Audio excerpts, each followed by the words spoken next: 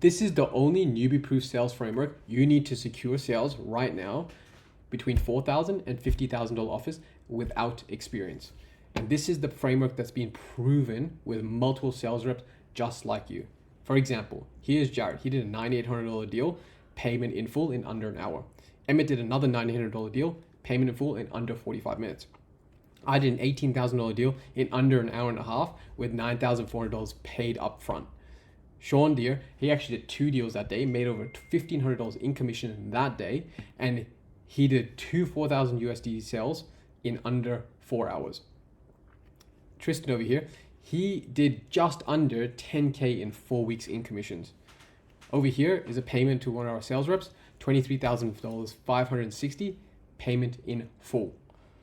Val over here, she used this framework to upsell on her client services team and is now closing deals like crazy. Tristan, he sat down and he did his first $2,500 plus week in commissions and breaking his own personal records.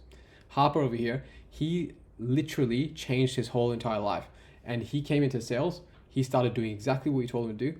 He is now, for the first time, went up to his girlfriend, is taking her out on a date for the first time in months. He's going to be joining a gym and actually planning to buy a car soon because he's actually unlocked the secret to making money without starting a business. And here's an example of, in the last 4 weeks, one of our businesses did $252,000 in the last 4 weeks. Right? So this is where you can follow a proven framework that you know works. And in this training, this is a nothing held back framework for you to equip yourself on how to make high ticket sales. And the most important part about this is we follow a framework over a script process. What that means is we follow a framework that works rather than a script. Because if you're always reading off a script, it's never going to work because you don't know how to do it and you don't know what you're going to do. And the part that makes it most difficult is you can't jump and change offers and be dynamic as a sales rep because you're just like, you're following a script and you don't know what to do when you go into a different offer. This is why we follow a framework. Key outcomes in a call to get the result. And that means you can drop yourself into any offer and sell anything to anybody, and you can outsell any team that you go on. And the most important thing here is if you're not following a framework that's generated over $6.8 million from a single sales rep or tens of millions of dollars from other sales reps, you might be shooting blanks and you're leaving money on the table.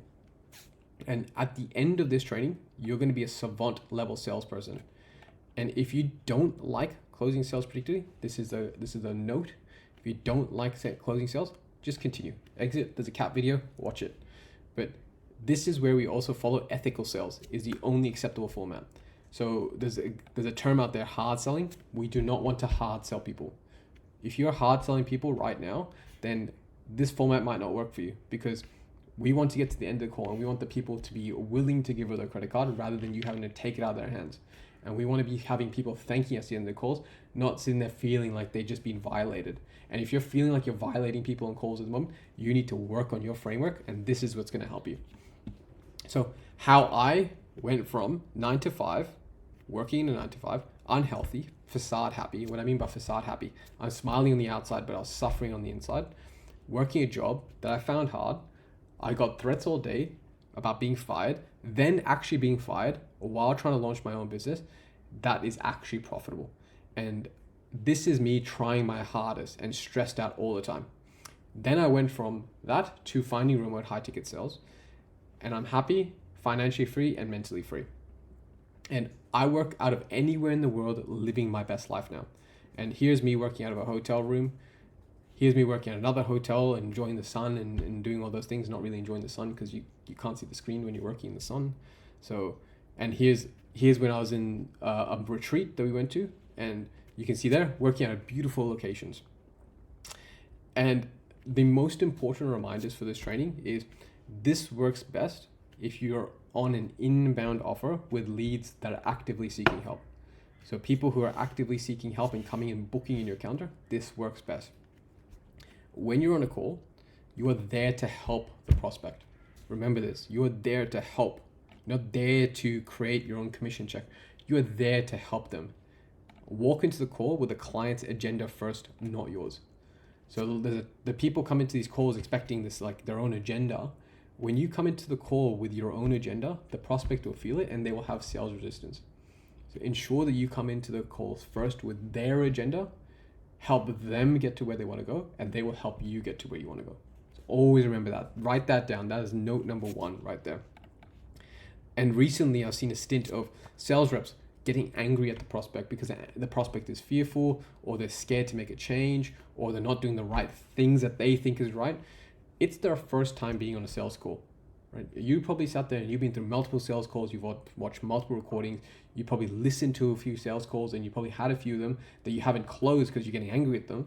But this is their first time doing it. So don't get angry at them. Like, this only costs you one thing, the relationship that's going to get you paid. Right? Focus on that. Remember that 1, this works best when you're an inbound offer. 2, you're there to help and come in with their agenda first. And 3, do not ever get angry at the prospect. So the 4 steps to ace this framework and make the sale. So first thing is open the call with an agenda for yourself, right? But have the agenda for the clients and have the conversation the prospect wants. I know it's going to come off as confusing, but I'll explain in a second. First things first, your agenda is to help them get to where they want to go, right? So always open that with the call. I want to help you get to where you want to go, right? So open the call detached from the outcome. And then opening without the outcome brings them more towards you. And this lowers sales resistance. This is most important, because it's that whole hot girl syndrome. At the bar, there's a hot chick sitting there and she's at the bar and she is now detached from the outcome of going home with you. What do you think you're gonna do? You're gonna lean in, right? It's the hot girl syndrome. This is the same thing. On a sales call, they've booked in a call to get help from you. If they feel that you're being slimy, 100% they're gonna hang up on you, or they're not gonna buy. But if you come detached and you go, well, I'm just here to make sure I can give you the best advice. If I can't help you, then that's not a problem. They're gonna be like, oh, well, this is weird. Most sales guys are like super pushy. So remember that. And it's about being an aura of an important person, not the desperate sales guy. This is important. An important person doesn't beg for business. An important person doesn't walk around feeling like a lack of abundance. An important person walks around knowing that they're important, they have value to give, which you have definite value to give, and you're not desperate for the sale. Because if you're desperate for the sale, you're going to cost yourself a sale. The second thing is you need to increase your status. So set frames that have you set up as an expert in the field. So phrases that lower your status is when you start a call going, thank you for your time today, just, only, and The reason doesn't sound right is because, like, how many times you hear I don't know, yeah, okay, you sound like a potato, right? This is where it's really important. Open the call with status. I'm glad we were both able to make time today for the call. I'm glad I was able to make time for today for the call. I'm glad we were able to connect. Those are the things that are going to help people go, oh, well, this guy isn't just a normal sales guy. And if people are trying to take your frame, for example, in time constrictions, when they say, for example, I only have 60 minutes, you say, no problem. I only have 30 minutes. Shall we jump in then? Right? Because now you set the time constraint. You were the anchor, right? They're going to drop in and anchor the call. I've only got 60 minutes. Let's hurry up. That's not a problem. I've only got 30. So let's dive in, right? You want to give them that and meet them where they're at rather than going, okay, if you only have 60 minutes, this call is booked in for 90 minutes. Are you going to be able to make the time? Or screw that. I only have 30 minutes now. If you're going to give me that attitude, let's jump into the call. Would that be okay? And then just jump straight in. And the other part is, most importantly, with third part, is clarifying and probing. So to find out the client's problems and concerns with clarifying and probing. So most people ask vague questions that need to be answered in depth to uncover the actual problem. So you ask a vague question, you're going to get a vague result, and you're going to get a vague answer. So always make sure you are asking the right question at the right time rather than giving them vague answers. And when they tell you a problem, concern, follow this formula. Always follow this formula. What is the problem? How long has it been going on for? What is the impact of having that problem? What is the impact of it personally on them? And what impact of affecting them personally? What have they done about trying to fix the problem? If they've tried to fix it, or if they tried nothing to fix it, why haven't they? And if they've tried to fix it, what results do they see? This is the most important thing. When someone tells you concern or problem about what's going on, you want to figure this out first, right? This formula is the linchpin for finding the proper problem that the person is having. I'll get to that a little bit later in the training as well. And then we're also going to go to tonality first. So your tone, this interprets the meaning of your questions being asked. So the brain hears first your tone before it hears the words, right? If you say something in a way that doesn't sound right, then people will inherently pick up on that. If somebody says, oh yeah, I pay for, do you want to get started? Yeah, they're going to hear that and be like, whoa, this sounds weird. Or like, hey, Mr. Prospect, would it be appropriate to get started now? Like a little sincerity, and you sound like it doesn't sound like super pushy. Or where's the card? Or do you want to put that on a Visa, Amex, or MasterCard? Like that sounds so abrupt. Where it's like, okay, Mr. Prospect, would you like to pay for that on a Visa, a debit, or a MasterCard? What's easier for you? See, there's a difference. And if you sound needy, the brain will immediately. All prospects' brains will go into immediately fight or flight. They'll either fight you or they'll fly out of there, and they're just out. Like, I'm not doing it. We're not going anywhere. I'm not doing it. Like, and then you'll get a lot of sales risks. You get to think about it that you can never seem to get around. You'll get all these things that just don't make sense. You're like, well, I thought I tied down everything. So this is always remember, tonality is the most important part. Then from there, be the trusted advisor. So we are in a trust recession. So people do not trust people. Even on this video, you probably sat there for a couple of minutes, or like the first 2 seconds going like, I don't know if I trust this guy. I don't know if his information is going to be valuable. Well, it's freaking valuable. But like, people do not trust people, and you're responsible for being the trusted resource when you're helping somebody. If you don't come from a place of actual care and wanting to help, then you're going to have a hard time. So remember that it is going to help you close more deals, because this one part I used on a sales call earlier for another rep, and he just came with the trusted advisor frame, in the sense of he just gave the information the person was asking for. That's all he did. And he closed the deal because the person at the end of the call actually said, I actually trust you more than the other people because you were just honest. And he came in sincere. He came in with the client's agenda. He came in and understood that he needs to be the trusted advisor and helping that person best. And he closed the deal. And that was a $10,000 sale, which made him 15% commission, so $1,500. And so this framework that we're going to follow is a very structured framework. So if you've probably gone through a couple of pages of notes already, so you might want to flick over, start fresh, and let's go through this. So first things first is rapport. The let's get to know each other phase. So this is the beginning of the call. It's like, hey, how are you? Where are you located? Right? Sometimes I don't do this. So if the person doesn't seem like they are too keen on that, I don't do it. Let me just get that. So what I usually do is I just basically try to just get on common ground. So, hey, Mr. Prospect, how are you? Yeah, I'm good. How are you? And then I go, yeah, just staying out of trouble or something. And then they go, oh yeah, whereabouts are you located? So the only reason I ask that question is because I want to figure out whereabouts in the world they are, or where they are located. And that's just some commonality. But then the next thing I don't want you to do is, please listen in close and make this a brain tattoo. Please not start talking about the weather, or how like you have a cousin who lives like 3 streets away from them or anything like that. They don't care. Like, it doesn't matter. It's like, focus on the factor that they came here for a problem, they want it solved. They didn't come here to make a friend. So that's where the trusted advisor comes in. I trust my doctor, but I don't talk to my doctor about how his cousin is now like playing soccer for a soccer team or some whatever. I just go to him and I go, this is my problem, help me fix it. Same thing here, doctor frame. Then the next frame is, let's get down to actual business frame. So how I do this is I go, well, so I want to be respectful of our time today. You still good to talk for the next 30 to 45 minutes? Or, great, what I typically like to do on these calls is first understand a lay of the land so we can deep dive where it actually matters. Or I ask, so these are a couple of different ones, or I'll ask about what you've been up to, and more importantly, where we're headed, right? So this is where I want to get these questions out of the way. And if over the next 15 to 20 minutes, I can clearly see how we can help, then I'd share with you. If not, I'll be honest and point in the right direction, and we can shake hands and be friends. right?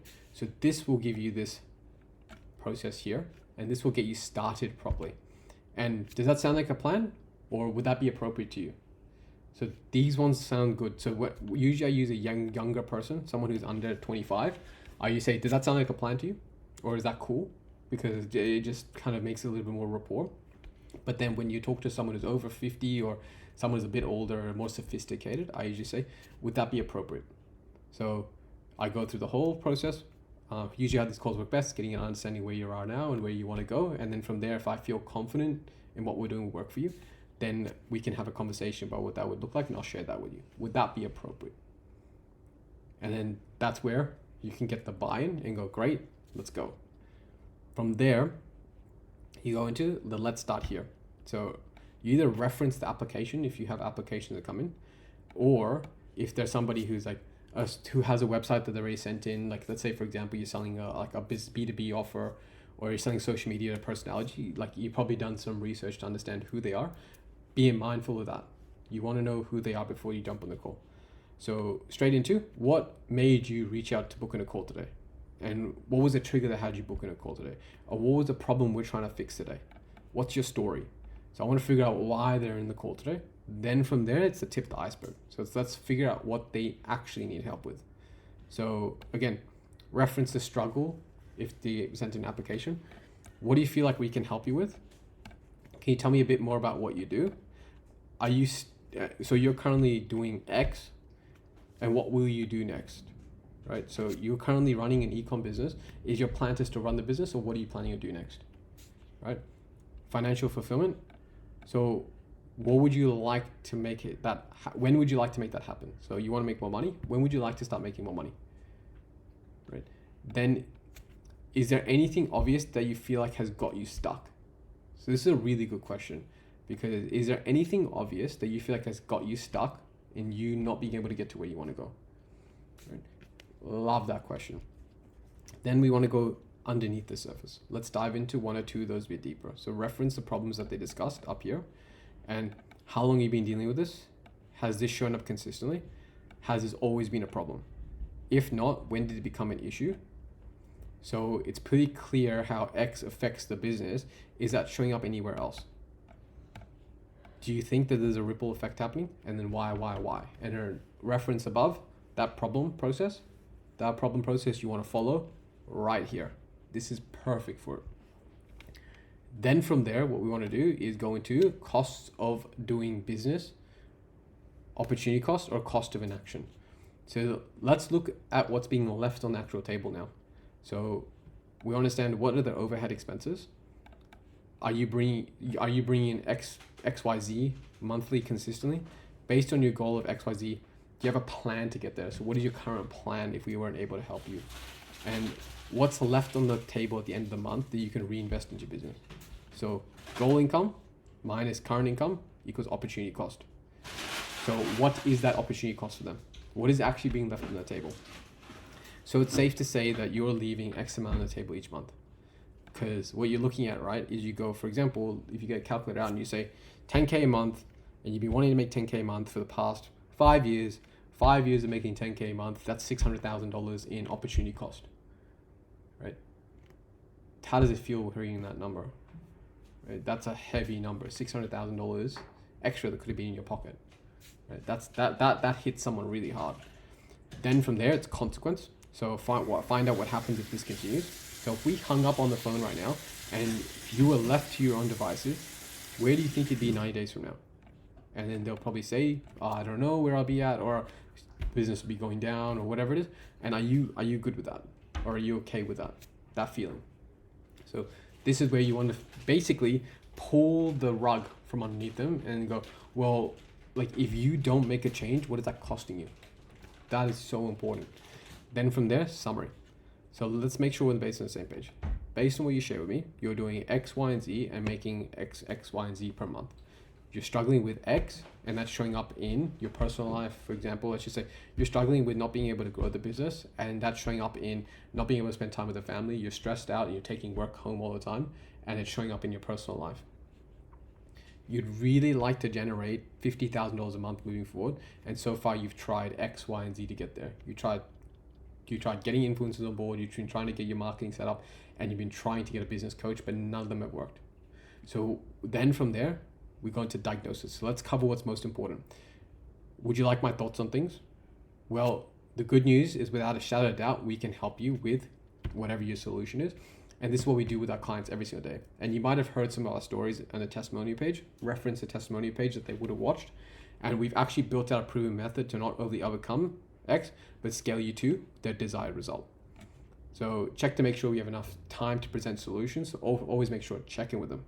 Do you have enough time? Do you see what I mean? Do you understand where I'm at? Like all those things. You want to make sure of that. Then from there, it's cool. Is it okay if I take you through the step by step and check in with them along the way?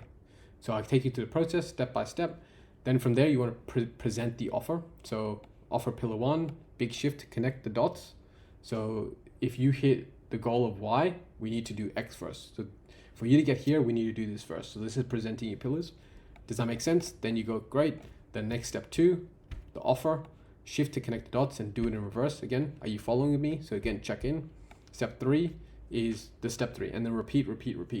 However many pillars you have, add that in there. Then from there, I want to go through and go, so how does everything sound so far? On a scale of 1 to 10, do you feel like this could get you to where you want to go? Is there any way you think you need extra support? Where do you want to go from here? Right? This is where you want to make the offer. So the offer is, so that we're on the same page, we're talking about the next 5 weeks to take you from making 4K a month to 10K a month. We request our team support in adopting our model and process. So your team is going to have to come in and help us through this process to make sure that we can get you to that 10K a month. Buying in price. So do you feel like what I broke down could actually, could actually help you get to from where you are now to where you want to go? And they go, yes. How come?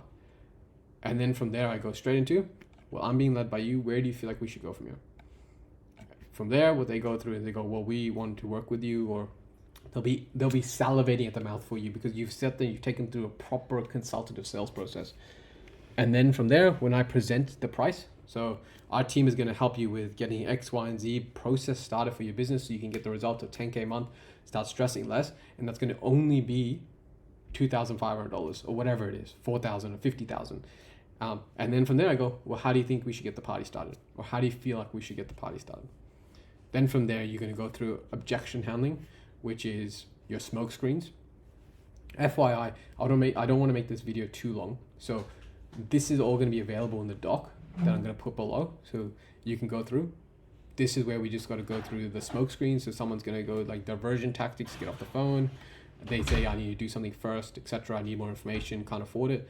I isolate it. So I totally hear you. It looks like something's changed. Have I missed? Is it this or this? So I go, is it you want to do it but you just don't know how? Or is it like you're like an if I should do it kind of thing? If it's simple logistics, then what I say, like for example, someone goes, I just need to work out the money so we can work out payment plan, deposit, delay starting, pausing membership, etc. Resistance, this is limiting belief. So this is where you're going to have to get into coaching mode. So you want to know how to do it. This is a trust. How will I know you will do anything? So how will I know you guys will get me the result? Doubt, what if it works for me? Fear, I want to, but I'm not sure I'm ready. So these are rebuttals I'll use here, and they work like a hot knife going through butter. They're so good. And then from there, this is the most important part for you. So how can you implement the framework so you can make more money without going through the trial and error yourself? And how can you get the support with this? So there's a few steps I'm going to outline. The first step here is keep learning. Just because it's a framework, you can take it for newbies to 5-figure earners. And that does not mean you stop. Just because this worked for you does not mean you stop learning. If you make yourself multiple 6 figures a year, you keep learning. And getting mentorship will be your game changer. Self-learning will sharpen the blade. Right? Having a mentor to tell you where to go and what to do is the best thing you'll ever have. It changed my life completely when I got a mentor, and it made my life so much easier. And then from there, what I did was I sharpened based on what my mentor told me. It's the same as you. I encourage you to get a mentor, and if you need help with that, there's a link in the bio. You can come in. It's a very cheap price to get in, and you can actually get started in mentorship. Practice, right? Practice with people who are trying to learn the same skills you get in an environment, because you need to understand that sales is like a muscle. The more you practice it, the bigger it gets and the better you get. And the more you can also withstand. This is also the most important thing. Sales is a high rejection game if you're bad at it. So at the beginning, you're going to have a lot of rejection. You're just learning. So have people around you who you can practice on. Land a solid offer. Sometimes it's not the vehicle, it's the vehicle, not the path. Sorry. So this is important. You can find the easiest vehicle to get into, not the path. So sometimes you might be on an offer and it just might not work for you. So you want to find the right vehicle, not the path. So like, for example, your vehicle is the offer you're on. If you're on a good offer, it can make life a lot easier using this framework. Another thing is specialize. So trying to be the master of selling is great, but who gets paid more, a GP or a neurosurgeon? So a general practitioner or a neurosurgeon. Obviously the surgeon, because he's specialized. So learn to sell one thing, whether it's biz op, whether it's marketing, whether it's B2B, master it, because you can always sell anything, but at least you can make a truckload of money in a specific industry. If you become the master of marketing sales or social media marketing sales, you will kill it. I love business opportunity sales and I've become so good at it that that's what I specialize in. And then invest. So if you will be making money, invest your money so you can make money long term, right? Buy property, buy stocks, buy bonds, invest your money, don't waste it, and don't do the like stupid shit you see on Instagram and Facebook where people are just buying Lambos and everything and they got no money in the bank, right? Don't do that. I would love to see you have a long-term generational wealth while knowing that you can actually buy those things at the same time. And this is what remote high ticket sales can do for you. So what to do next? You've got a few avenues here. You can do nothing, and this is great information. You can always decide to think it's cool and keep doing what you're doing. Put this information in the mental bookshelf and hope that the right opportunity is going to come around. You can do something independently. So you can make a pact to change, commit, and genuinely change and start living the life you want. So this is a great option, right? You can actually start to make change, and you can make change yourself and do it independently. Or you can go direct, get proper help to make money more accessible, more accessible and faster.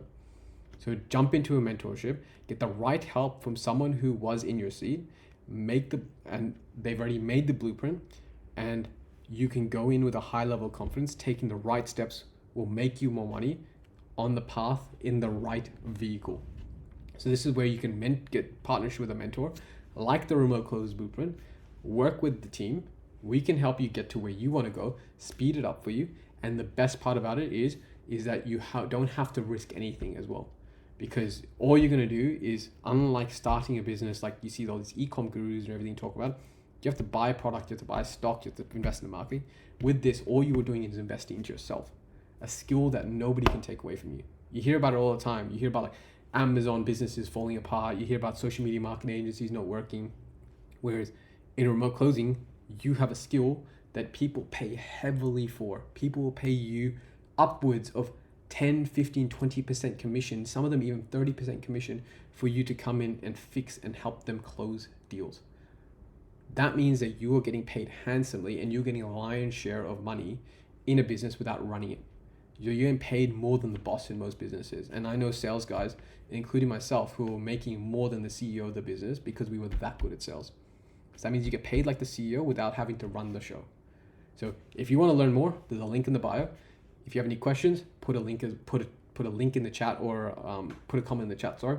And then we'll look forward to seeing you there. Hope this was valuable, and we'll see you in the next video. Talk soon.